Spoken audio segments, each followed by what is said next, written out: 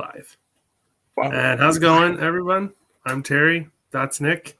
And we are ready to talk hockey. Some people might be wondering, how could we possibly be doing that? There's no hockey today. No, we're not talking about tomorrow's games. We are talking about the whole season so far. So we are past the halfway point. Most teams have played anywhere from 48 to 53 games. So we are a little bit past the halfway point.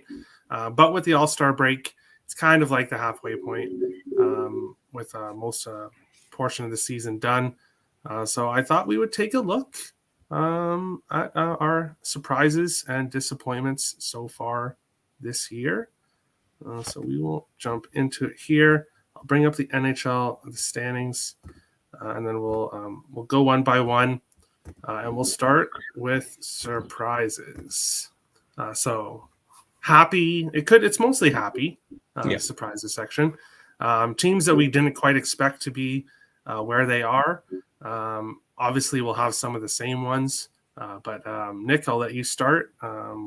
Pick a team in the league that is your biggest surprise this year.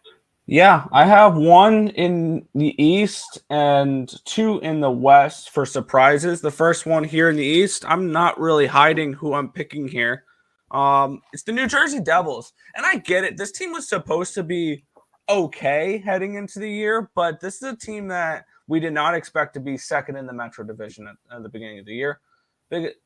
Blue Jackets. I didn't have no expectations for the Blue Jackets. But New Jersey was one of those teams where even in the beginning of the season, we looked at them, and I think we discussed this on the preview show, why their point total was like 90 something, and we were shocked it was that high.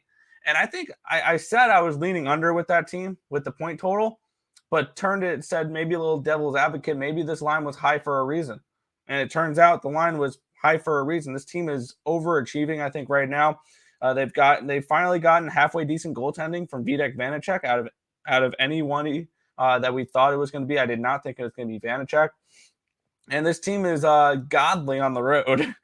So that's kind of like where this team is overachieving too as well. So definitely a huge surprise for me so far this season for the Eastern Conference. It's the New Jersey Devils, and it's really nobody else because the East seems pretty straightforward. Obviously, Boston's probably a surprise as well because I didn't expect them to be this high, but I expected to be in the playoffs probably.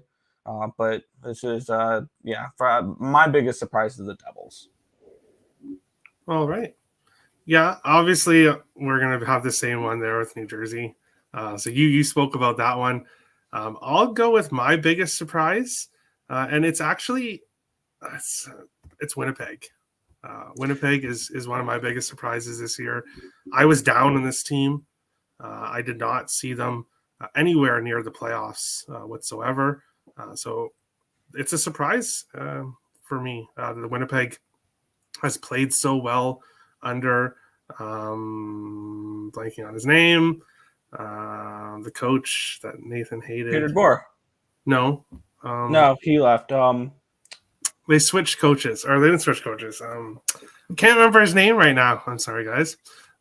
Winnipeg's coach. I'm blanking on his name. He was Dallas's coach last year. Yeah. And me and Nick are both blanking, so it's wow. The stoner. Rick Bonus. So now I have to look that up. I'm sorry, guys. Rick Bonus. Yes, thank you. Okay. I started typing it in. I'm like, nope, I remember it now. I can't believe I totally forgot that. Well, me as a stoner, it's okay. But you, Nick, you shouldn't have forgot as well. But I know. It is what it is. Winnipeg, a huge surprise for me this year. I definitely didn't expect them to be seventh in the NHL at this point in the year. So they're one of my biggest surprises. Nick, do you want to go over another one? Actually, Winnipeg was the second one I wrote down. They were one of the two Western Conference teams that I wrote down. And I guess we can call them a surprise. I said that they could be this good if we get Connor Hellebuck at Vezina level again, which that's exactly what we've gotten. And maybe they just needed a different coach because this team defensively has been much better this season under Rick Bonus than they were last year. So this is definitely a Winnipeg team that's vastly improved. And My final surprise here in the Western Conference should come as no surprise. Release the Kraken. Seattle. I expected them to be better this year. I didn't think they were going to be a playoff team heading into the season. I truly didn't. I thought they were going to be one of those teams where I kind of compared them to what I kind of expected out of Buffalo this year, where I think they're going to be better. I don't think they're going to be a playoff team at the end of the day coming into the season, where I didn't think either of those teams would be playoff teams. I still don't think Buffalo is a playoff team yet. But Seattle is one of those teams where I didn't expect them to make the playoffs in year 2 like that. But I do think that they make the playoffs this year. But this is definitely that was definitely the third team I had written down as my biggest surprise is the Seattle Kraken.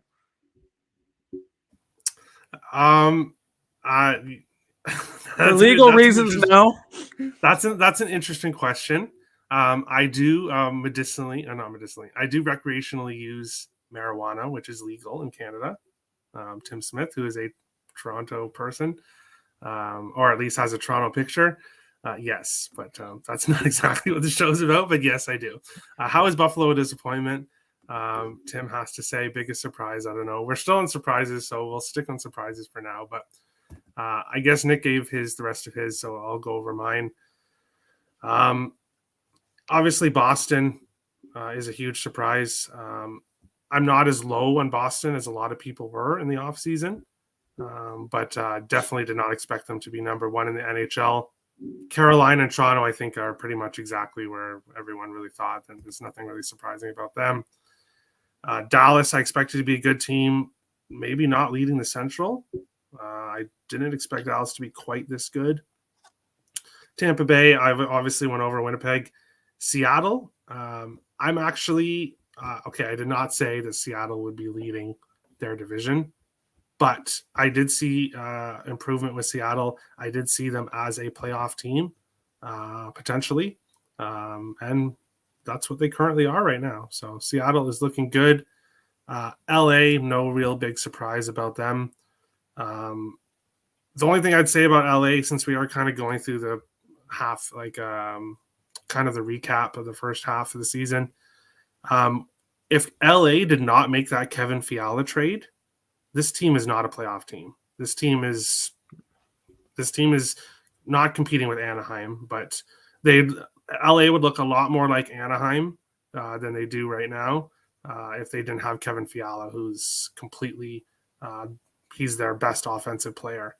So that was obviously a great trade for LA. They desperately needed him. Rangers, Vegas, no. Edmonton, Washington, Minnesota.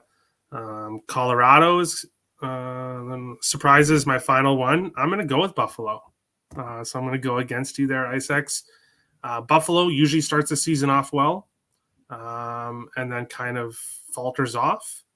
They haven't faltered off. And another reason Buffalo is a surprise for me is how well they've done betting-wise for me is a surprise. I can not count on them every night, obviously, but I've had a very good read on the Sabres, and they've been a surprise money-wise for me.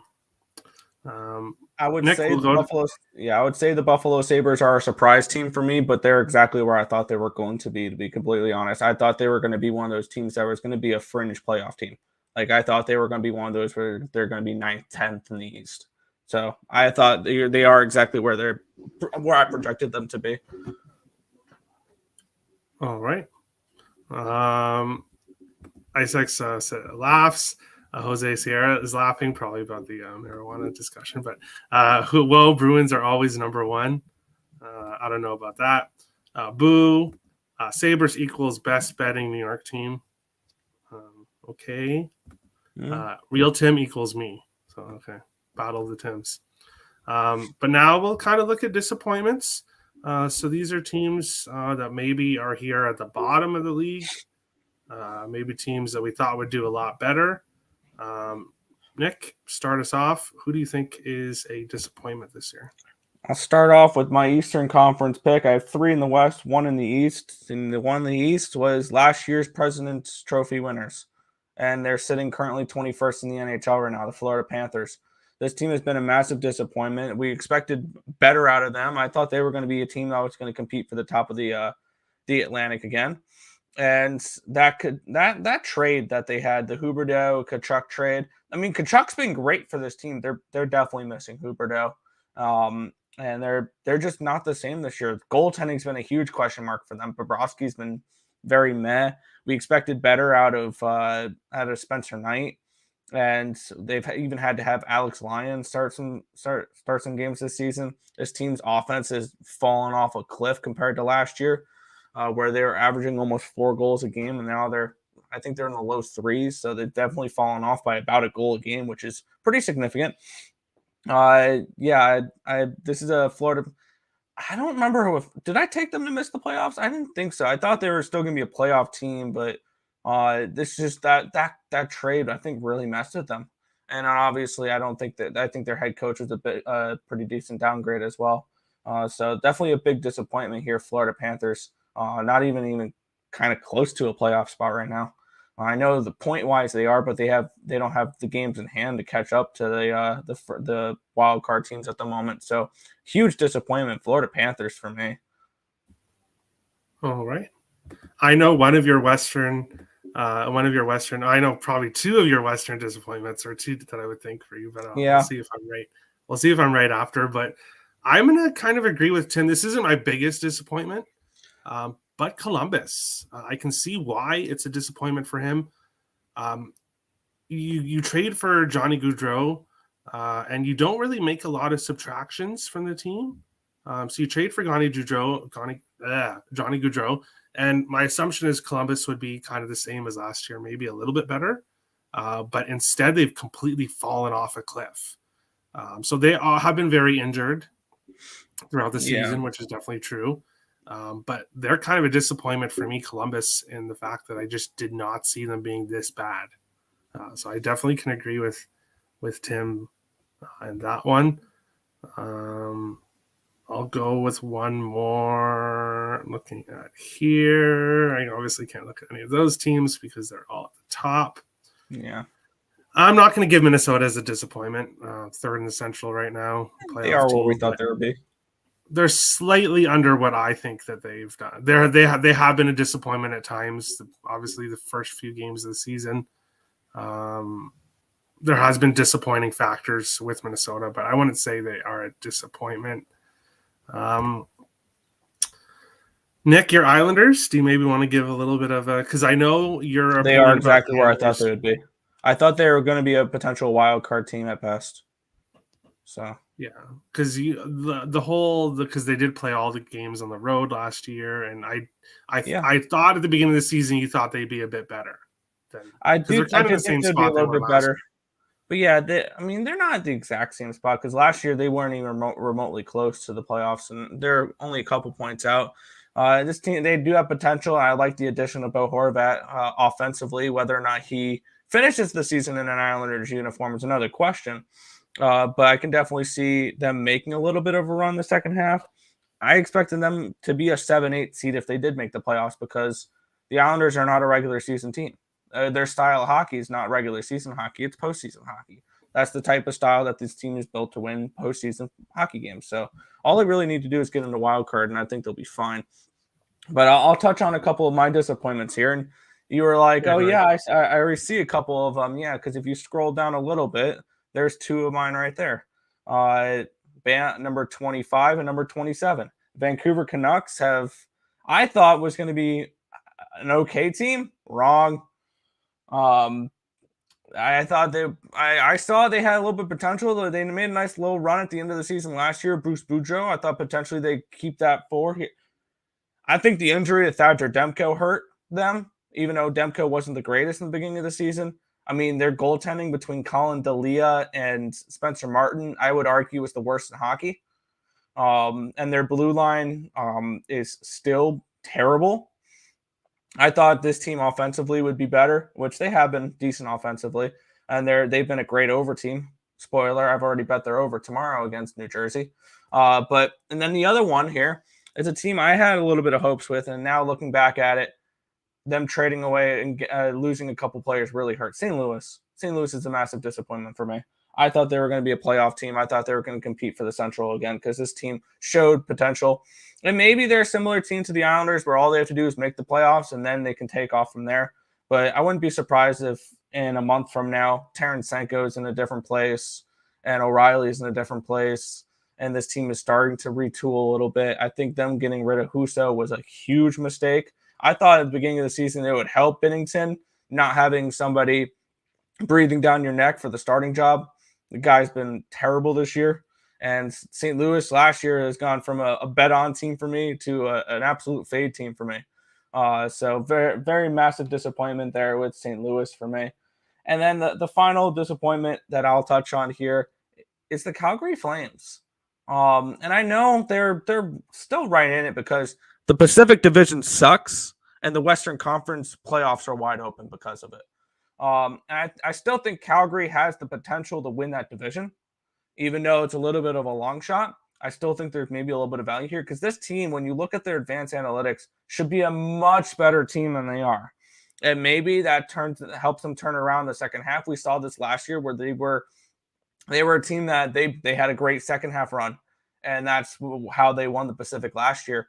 I'm thinking maybe we could see a little bit of that this year. Once again, they're similar to Florida, where that trade really kind of screwed with them. But I did expect Calgary to take a little bit of time in order to regroup because they blew up their core. They lost Goudreau in the offseason. They lost Tkachuk in the offseason. They lost a few players. And Kadri is going to take time. Huberdeau is going to take time. Weegar is going to take time. I think in the second half is when they're going to start playing better. But so far this year, they are disappointed. All right. One for me that is kind of different from yours. So Florida, I saw Florida taking a step back. I didn't see it as big as what has happened. But I'm going to give, I hope Detroit Lenny's not watching or Turnsey. But Detroit, they're 21-19-8. They're not necessarily a bad team, but I did see Detroit taking that step forward this year, and they have not. They have not done that. I think another team that right above them that I have to add as a surprise that we went over before, which I'll have to go back to, is Philadelphia. I did not see them being 500 at this point in the season. So that is definitely a surprise for me. Going back to disappointments, I'm going to bring up this comment right here. No. Everybody thought everybody was drinking that Ottawa Kool-Aid. Everybody was Ottawa this, Ottawa that.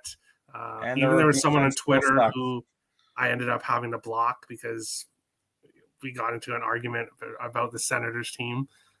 He actually said that the Bruins would be a lot worse than the Senators. And I said no. And obviously we see who won that battle. But when it comes to the Senators, I did not think I was not nearly as high on the Senators as everyone else. I said they'd be a good over team, which they really kind of haven't because their offense, which was supposed to increase by so much, has not. So can't be a disappointment for me here. Jose says Florida for him. It's their defense. It's bad. It's bad. And I can agree with that. They had even last year though, their defense and their goaltending wasn't really that good. It's just their offense was so strong it kind of covered up some of their defensive issues. But now that their offense is kind of gone, their defensive issues. Man, I thought we all laughed when Johnny Hockey. Yeah, I'm not necessarily. I didn't think it would make them a playoff team or anything, but I did think adding him would make them fall to bottom of the league. I did not expect a huge drop off with his addition. I'll kind of just scroll through here. So Detroit, St. Louis. I did not see them as this big of a downfall this year. I'd say I'm sorry to see that happening, but we would all know I'm lying, so I won't bother doing that. Vancouver, not a team I was high on, but again, I didn't see them being this bad. I do disagree with you about the Thatcher Demko. He was playing so horrible. I don't think if he was still playing, if he was healthy right now, I don't think their record would be much different. Okay, maybe some of the games they wouldn't have got blown out so bad, but I think overall, him falling off a cliff at the beginning of the season is what kind of did them in. He was just awful. So I think it was just defensively too. Defensively they have one of the worst blue lines in hockey, and defensively they may be one of the worst defensive hockey teams we've seen in the last 10, 15 years. Yeah. Disappointments, not really a whole lot for me. I'd say Detroit and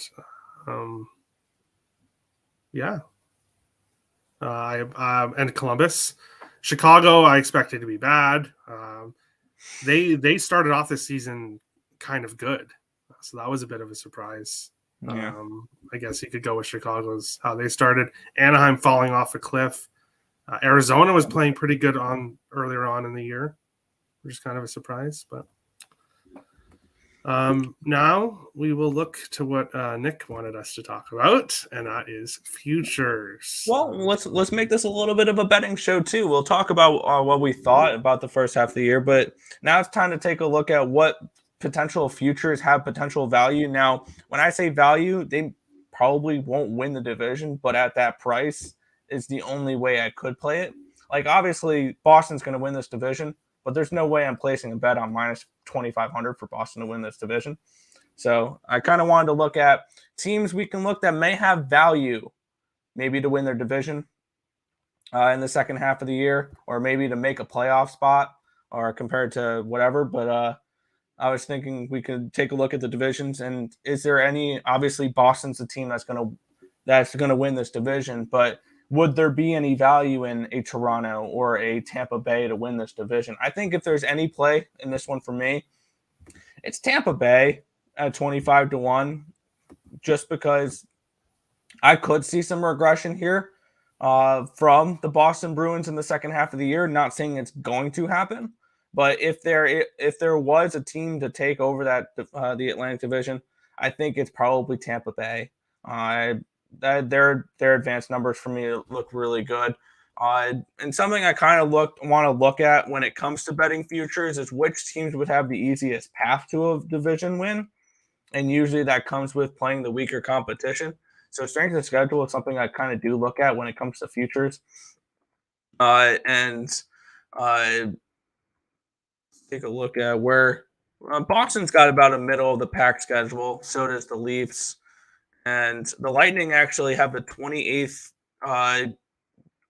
toughest schedule the remainder of the year. So they have one of the easier remaining strength of schedules to end the season, Tampa Bay. Not saying that they're going to win this division, but if there is a play in this division, I think it's Tampa Bay for me. All right. I'm just going to go with okay. So Tim, if Tim is still watching, I'm not saying go and bet the Buffalo Sabres to win the division because it's mathematically kind of impossible. I know technically it isn't, but it's not going to happen. But all I'm going to say is I don't think Buffalo should have the same odds to win the division as Detroit, Montreal, and Ottawa.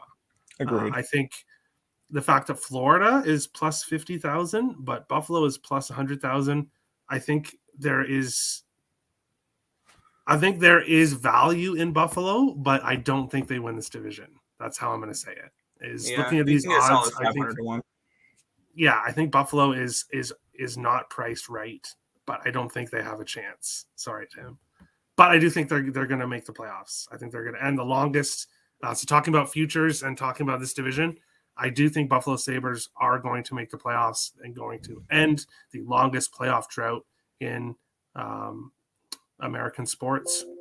Wow, BetOnline's not offering me a prop on the Sabres to make the playoffs. Let's see what DraftKings is offering. But yeah, I think they are going to end. Seattle just ended the longest streak in the MLB for no playoffs, and I think Buffalo will end the now longest current streak.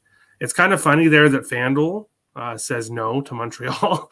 They're just like, no one's going to bet Montreal. So I don't know if they think Montreal has a chance or whatever, but that's just funny. DraftKings isn't offering to make the playoffs for Buffalo either. Usually they have all the props up. For whatever reason, nobody's offering Buffalo to make the playoffs. Interesting. We'll stick with the Eastern Conference and we'll switch over to the Metropolitan Division. And I'll go first this time. For me, you can't look at Philadelphia. You can't look at the Islanders. You can't look at Washington. And you can't look at Pittsburgh. And I'd say even the Rangers. I think it's a 2-horse race, but I think it's priced correctly. When you're looking at division winners, the Devils, they're just not. I love the Devils. They've made me money all season long, but they're not on the same level as Carolina, and I can't see them winning this division. So really, if you were forcing me to make a play, I would be parlaying Carolina to win the division with another team, and that's how I would go with it. But singly, I can't give out a pick. I won't give out a pick for this division because I don't think any of the plus money teams win it. So, Nick, futures, what do you think for the Metropolitan? Yeah, I'm always somebody who looks at not the favorite, and I will give you guys a play for every division that is not the team that's currently leading the division. That's kind of the way I'm approaching this. Where if the first place team is going to fall out of it, I am looking to find the team that will take that spot. New Jersey, I think, is probably the only option here. The Rangers may have some value at 17-1 because I think the Rangers could be a team that goes on a little bit of a run. Igor gets hot, whatever. This team, we saw it last year. They win games they're not supposed to because of Shesterkin, so I can easily see them going on a run like that. But for me, probably the Devils plus 350, plus 400. This was a team that in the beginning of the season on their hot run, they were minus 200 to win the division. They were up high like that. They have fallen off a little bit, but this is a team, we've seen it before. They can get very streaky, and they can go on a really nice streak. So if there's anybody here, it's probably New Jersey at almost close to $4. This is not something I'm betting. I'm more interested in the futures in the Western Conference. Perfect. Those are wide open. That's exactly where we will go to, and we'll start with the Central. Chicago, a plus 500,000 is the smartest bet you can make. Absolutely. The Blackhawks are 100% winning this division. Or you could scroll down a little bit further and take the Yotes. Oh, yeah. I completely forgot about the Yotes. They existed. But no, looking at this division, really, it's one of these top four. I think one of these top four, obviously the bottom four are not winning the division. You're looking at the top four. You have one team that's minus 110, minus 140 at DraftKings, minus 140 in other spots as well. Or you can look at Colorado, which is plus 300 to plus 380, or Winnipeg or Minnesota, which are both about plus 500 to plus 550. There is some value here. And I'm not ready to give – I did bet Minnesota to win the Central Division earlier on at the exact price that it is now, so it hasn't moved at all. From what I've seen – from what I've seen, I'm not ready to say that I think Minnesota is going to win this division still. What I am ready to say, though, is that the trade deadline is coming up. And, of course, we're doing this show now. When we're talking about futures, we really should be doing the show after the trade deadline. So we'll probably do another one because most likely, well, not most likely, definitely, there's going to be a bunch of trades which are going to look at Bo Horvat already getting moved. So there's going to be a bunch of trades and teams like Minnesota or Winnipeg could be buyers in some aspects. Minnesota, even with the cap situation, still could be looking at Brock Besser, from what I've heard, a homecoming for Besser. So there's different things that could be done. But for this division here, I don't know. Obviously, it's the division that I watch the most. I think Dallas is overpriced. I think Colorado is obviously improving from their injuries because they had a bunch of injuries and they kind of fell off there. But who's to say injuries don't hit them again? Who's to say that they can keep up this level of play? I do think there's value with Colorado, but I'm just torn in this division. Nick, what do you think about the Central Division? Yeah, and here's the thing for both the Central and the Pacific divisions. I have divisional futures on both of them. I did grab about a month ago Colorado at $4 to win this division. When we look at it here, Colorado is going to have a relatively easier strength of schedule. They have the 27th ranked strength of schedule the rest of the season. The Wild and the Jets are 30 and 31. So both those teams have actually pretty easy schedules rounding out the year as well. So I do think there is value in any of those top 4 teams that are not named the Dallas Stars, because I don't lay minus prices on division winners mid-season like this.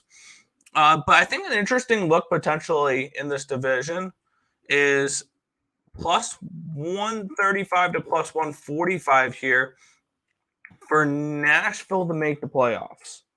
And I can see the Central getting 5 teams in the playoffs potentially here, because I think the Central is a much stronger division than the Pacific, and I can see somebody like the Nashville Predators squeaking into that last wild card spot like we've seen them do the last few years.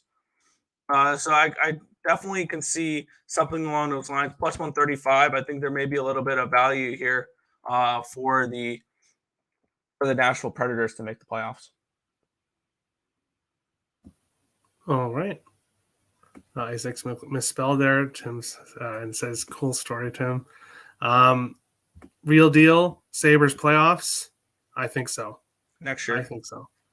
Nick might not. Tim definitely does. You don't even have to ask I did take over, I think 77.5 or 72.5 points for the Sabres this year preseason, but I don't know about playoffs.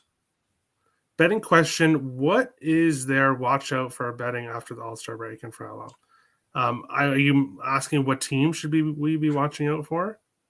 I'm not sure. I haven't really looked at. Yeah. I've looked at tomorrow's games, but I haven't looked at the rest. I have the rest of the week typed out and stuff, but I haven't actually looked at it. So I haven't really looked at whose schedule has what. But the one thing about after the All-Star break is we might get some crazy things happening. These teams, the players have been off for a few days, so we never know what to expect. And if you want to look back at what happened last year, and this is perspective for the totals here. I looked at the 4 days after the All-Star break. There was 22 hockey games in those 4 days. 12-10 to the over 6.5, 12-6-4 to the over 6, 16-6 to the over 5.5. So there was a lot of overs after the All-Star break last year, and there was 22 games. At least 4 goals were scored by the winning team in 19 of them. So team total overs are a decent look for the team you like to win, because we saw a overwhelming majority of the game winners of the winning teams after the All-Star break putting up at least 4 goals. So something to look at there. Just probably more goals after the All-Star break. Interesting, because I'm on an under tomorrow. Oh boy, we'll move on. If it's an Islanders game, then that makes sense. So no comment, but yes. Okay, yes. There we go. We'll talk. Well, yeah, because they've been going under 3.5, so 5.5 is a big total for them. But yeah, but no, am I excited to be betting an under after the All-Star break? No, but it's one game where I'm going to. Looking at the Pacific Division, this one's crazy how wide open it is. Yes. Really, I think any of the 5 teams listed here, Seattle, Edmonton, Vegas, Calgary, and LA, all have a possibility. Vancouver, no. Maybe mathematically they're still possible. They still have a chance. But after trading away Horvat, which is just the first of the moves that are going to be done by Vancouver, they are not. They're not going to be buyers. I think the 5 teams above them, we could see all 5 of them making trades. Like, I think this could be a very competitive division still going through right to the playoffs. I can't give out a pick for this division. I do like Seattle. They are number 1 there. They don't have the best value. I've been saying for a while about the Kraken that they could win this division. And I think as it stands right now, if there's no trades, which there definitely will be, I do think Seattle wins this division. I think it's close. But the Kraken, like New Jersey, can win on the road. And as long as they can win at home, start to kind of improve their home record, their ability to win on the road is what I think will help them win this division. So I do like the Kraken to win this division, but stay tuned because me and Nick will do a show after the trade deadline, going over the trade deadline itself, and then what we think after that. And I bet you we'll have different opinions after the trade deadline. Nick, what do you think about the Pacific?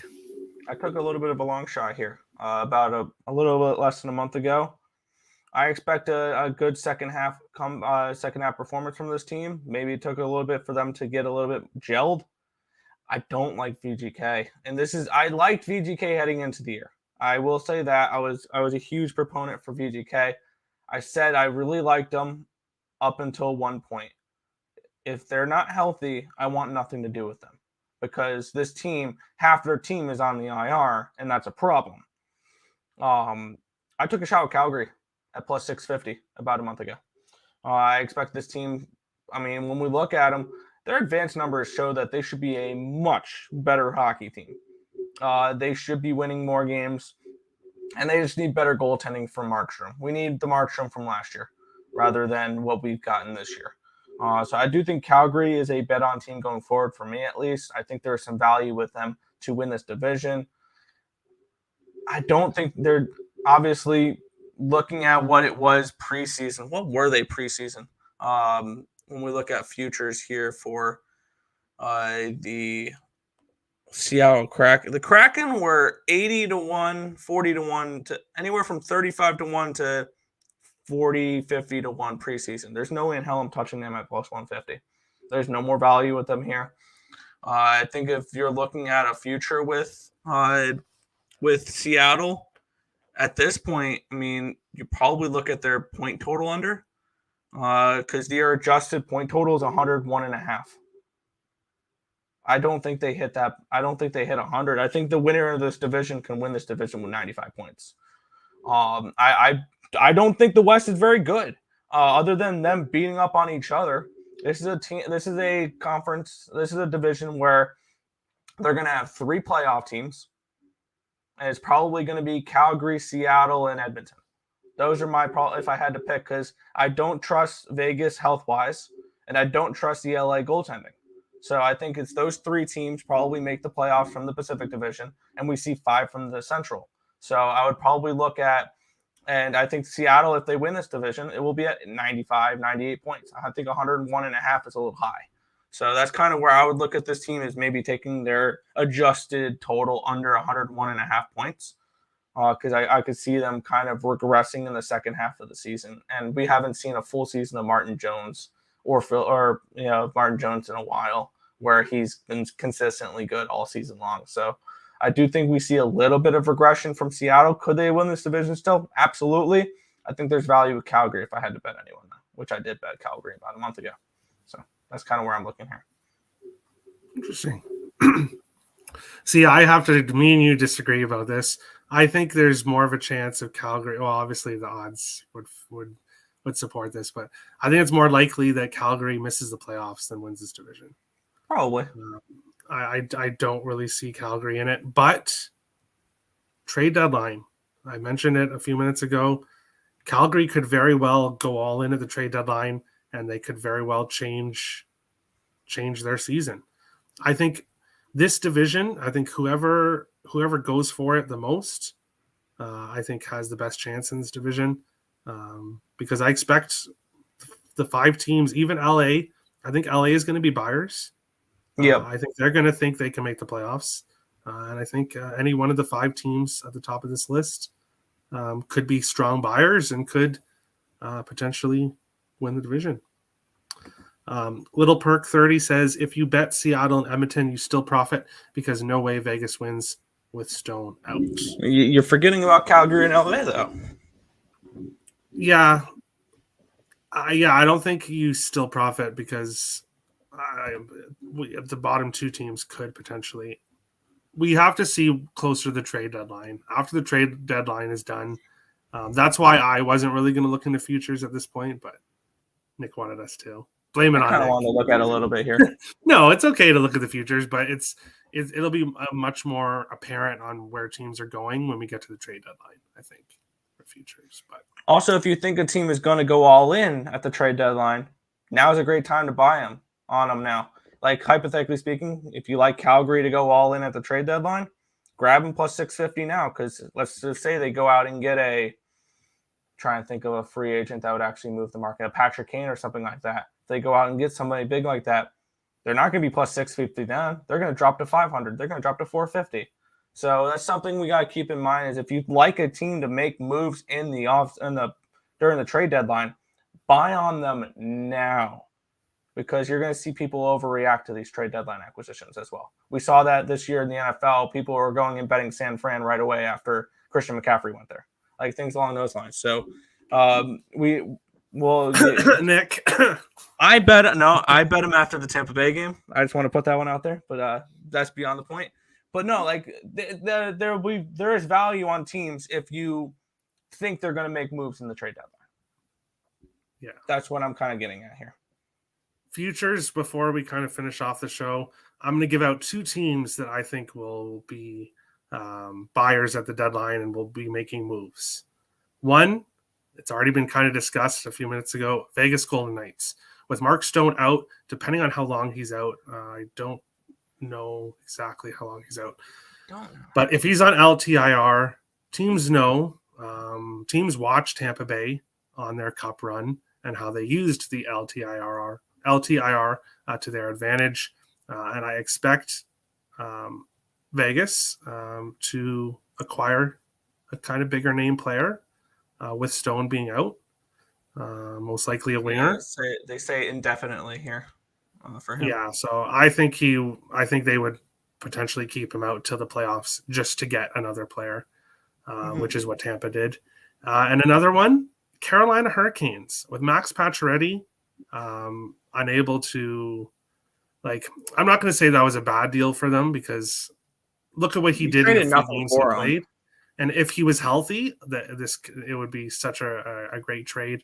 But with him kind of being injured again, most likely I don't think he's playing the rest of the year. He's done for the year. He is done for the year. So, yeah. So Carolina's going to be doing something. Watch out for them because they've got cap space now. So definitely watch out for the Hurricanes. That's another reason why I said when we in that division that I would parlay Carolina with another team to win the division, just because of the odds, is because Carolina has cap space. They're already such a great team, and they have cap space, which is just dangerous because they're going to use it. Carolina Cup futures are not a bad idea either. Yeah, I think so. But that's basically it. Calgary won't be able to win enough games to catch up. Can't see Kings placing first. Yeah, as of right now, if we're looking at it right at this moment, I agree with you on both. But depending on the trade deadline, I think either one of these teams could make some trades and could win their division. And I think with Calgary, one thing I was looking at for tomorrow's slate, who's in net for Calgary really matters.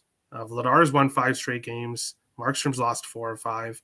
So depending on where that goes, Vladar could potentially take over the starting job in Calgary. He should. Yeah, which is kind of surprising. Betting wise, what to watch out for teams that trade away / acquire players? Back them short term, fade them long term. The first couple games that they're missing their big, like, let's just say Arizona trades away Gostisbehere and Chychrun. Maybe back them the first game or two and then go ahead and fade them. Let's talk about the Bo Horvat. Horvat. So I think the Islanders could be a team long term to watch out for, but I think I want to kind of explain that. So the Islanders, I think, could go on a run with Bo Horvat. It's way too early to tell. I think they're probably going to still make another move. I don't think Amarillo's done, but Islanders could potentially go on a run if Horvat fits in well. But the problem with acquiring and trading away players is you don't know how they're going to fit in with your team. Yes, Horvat was killing it in Vancouver. He was like having a career year, but being traded to New York could help him or it could hurt him. So, watch out for that's what to watch out for. I think is how the players do when they get traded to their team, and how the team plays with them, how chemistry works, and Yeah, that's one thing I will touch on here is that Bo Horvat trade is number one. That's not the last move Lou Lamoriello is going to make, I think, because if you look at it, they made Vancouver eat most of his contract, which still has available cap space for the Islanders to go out and make another move. So I noticed that he specifically did that. So I'm fully assuming Lou Lamoriello to go out and acquire somebody else. And when it comes to the Bo Horvat addition to the Islanders, I think it's going to be a good addition because adding him improves two things that the Islanders desperately need. Goal scoring, because he has 31 goals so far this year, which is, I think, top 10 in the NHL. He's got 11 power play goals, which if you look at the Islanders' power play, I would go on record to probably say it's probably the worst in the NHL right now, or one of bottom three in the NHL right now. So they massively and desperately needed something to improve there. And on the other side, does Bo Horvat stay an Islander for more than the next month? Or is he somebody that's a trade piece? Because maybe the Islanders acquired him. I mean, they were going to re-sign Beauvillier, and we didn't really know too much about Ratti, which I really liked. I kind of liked him a little bit. But could this be something where, I don't know, maybe the Hurricanes wanted him, or maybe the Rangers wanted him, and the Islanders swooped in and said, nope, we'll take him. We don't want, and we'll go ahead and we'll swap him at the deadline to a Western Conference team.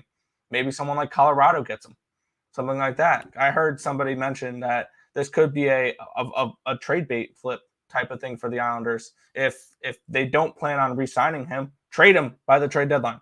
If you don't plan on re-signing him, get rid of him, because long term we don't need a rental for this team that I don't know if it's a playoff team or not. But if you plan on signing him long term, like you did with Pageau a couple years ago when you signed him, or Paul Mary last year when you acquired him, then yes, Bo Horvat was a good move if they re-sign him to at least 3 or 4 years. So this is a trade where if they don't do that, then they'll probably trade him by the deadline. So that's another thing to watch out for the Islanders here with Horvat. But yeah, I think it's a good move short term at the very least for the Islanders. Yes, long term with the Islanders. I said something nice about the Islanders a few minutes ago. Now I think I'll go back to how I normally talk about it. No, I'm just kidding. Good. But I think Nick is going to have to prepare for, I would say, what Tim had to go through, but Tim kind of became a Sabres fan at the end of their dreaded history.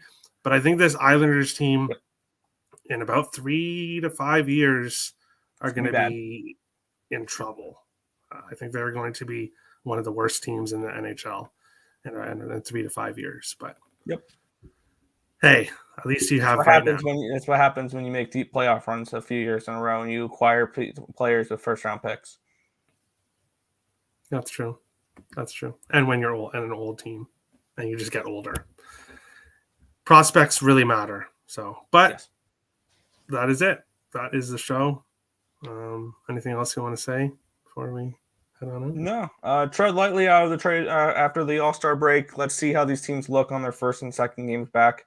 I know I won't be firing away with as much volume. I will be still betting the way I normally bet, but definitely don't go gung-ho, and maybe tread lightly on unders, because I know I do like an under tomorrow, but it's going to be few and far between because I know post All-Star break it trends a lot towards the overs. So, but yeah, look at the way these teams look after the All-Star break. All right, and that's the show. Hope everybody enjoyed it. Tune into my show every day, 12:30 p.m. Eastern on Getting Wild with Terry and Friends channel. Obviously, check out ESB. Usually 10 in the morning right now on weekdays. Yeah. Mm-hmm. It's usually going around 10. Anywhere 10 or 11. Subscribe to both channels. And we hope you found this information useful. And we'll see you again. Have a good one, guys.